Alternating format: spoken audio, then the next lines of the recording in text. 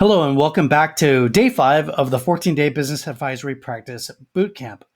Today's topic is all about the end game and how to help your clients plan a profitable exit strategy, whether it's selling, passing the business on, or just stepping away gracefully.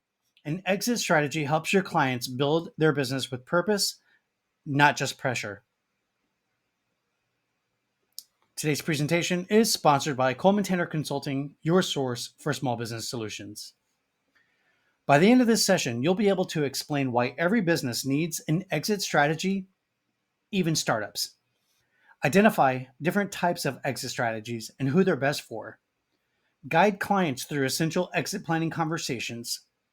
Help them create a roadmap that protects their legacy and maximizes their return on investment. This is a powerful advisory service because most business owners don't think about the end until it's too late. An exit strategy isn't just about selling a business. It's about building a business that's transferable, valuable, and not dependent on the owner.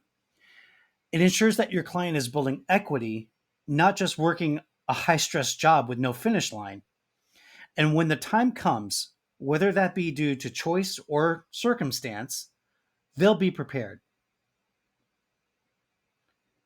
There are several ways a client might exit their business. Here are the most common: sell to a third party, often through a business broker or private buyer; family succession, passing the business to a child or another relative; employee buyout. This is when the owner sells the business to key team members, like their C suite of executives; a merger or acquisition.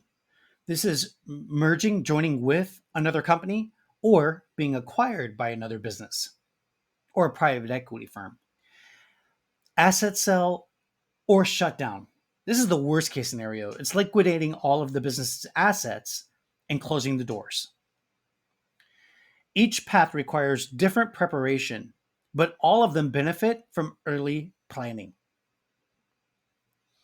As the advisor, you can help your client clarify their long term goals and their legacy plan, identify their ideal exit timeline, understand valuation basics, even if you're not acting as their broker, begin creating standard operating procedures, stocking up the financial statements, making sure that they're clean, and ensuring that their systems will transfer well.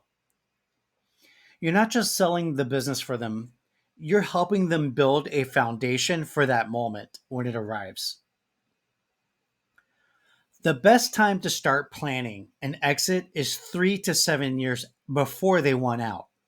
That gives them time to clean up their books, to delegate operations, generally to a chief operations officer, to increase, or a business manager, to increase their valuation and get the business investor ready. But even if they're just starting out, if it's a startup company, you can plant the seed now. You can ask them, what would it look like to build this business so that you could one day sell it for a good profit? Now, here is a checklist that you can use when you're coaching a client toward an exit. Number one, financials. What we're looking for here is clean records.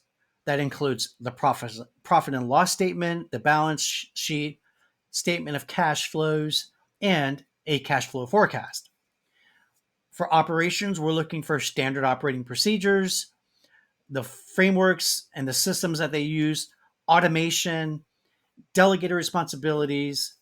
And then for legal and regulatory compliance, we want to make sure that their licenses are updated, as well as their contracts are ironclad and their ownership structure is clear.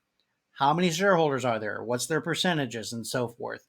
And we want to ensure that their intellectual property is clear too: trademarks, patents, copyrights, and so forth.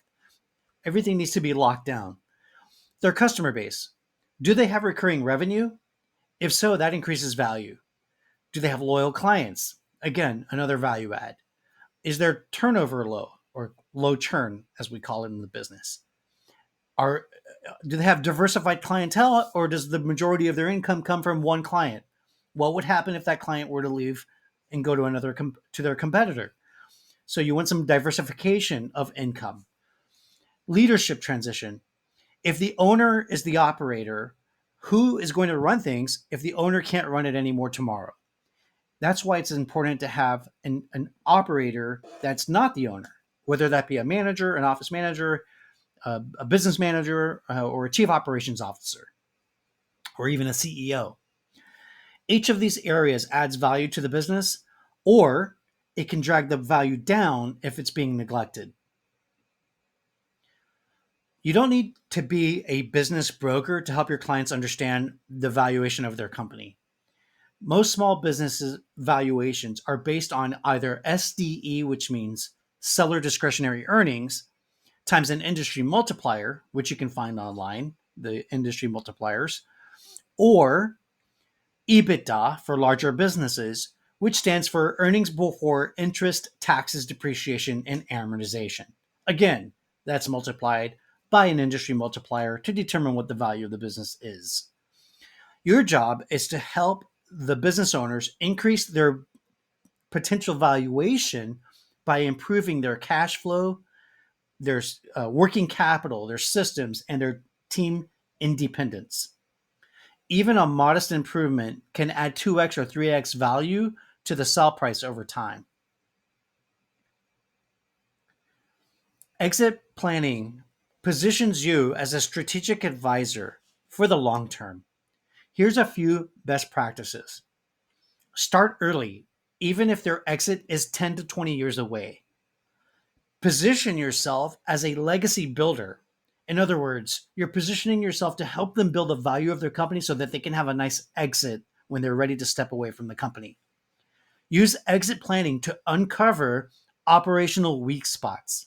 This will be the major milestones that you're going to be working towards helping them fix so that their business has stronger value. And you can bundle this exit strategy planning along with your financial planning, whether that be on a monthly or quarterly basis, or even in an annual review. And you can call it succession planning if you want. Partnering with business brokers, CPAs, and attorneys will also allow you to provide a full service suite of business, plus get you referrals from those partners. Clients trust advisors who help them protect the business value and their financial future. Now, on to our homework for the day. Your task is to create a sample business outline with one possible exit strategy, whether that be with a real company or a fictitious company. You can use your workbook to assess 2 to 3 key areas of readiness. Using ChatGPT, you're going to draft a sample exit plan timeline or an exit plan summary. And for bonus points, you can share your exit strategy in the comments. This type of forward thinking builds credibility and opens the door to higher level consulting work. Great job today, everyone. Thank you so much for being a part of this 14-day business advisor training. Exit planning may not be urgent for every client, but when you bring it up, you're going to stand out. Tomorrow, we're going to shift gears into systems automation, a service that every business owner wants, but few know how to implement. I'll see you inside of day 6. Bye for now.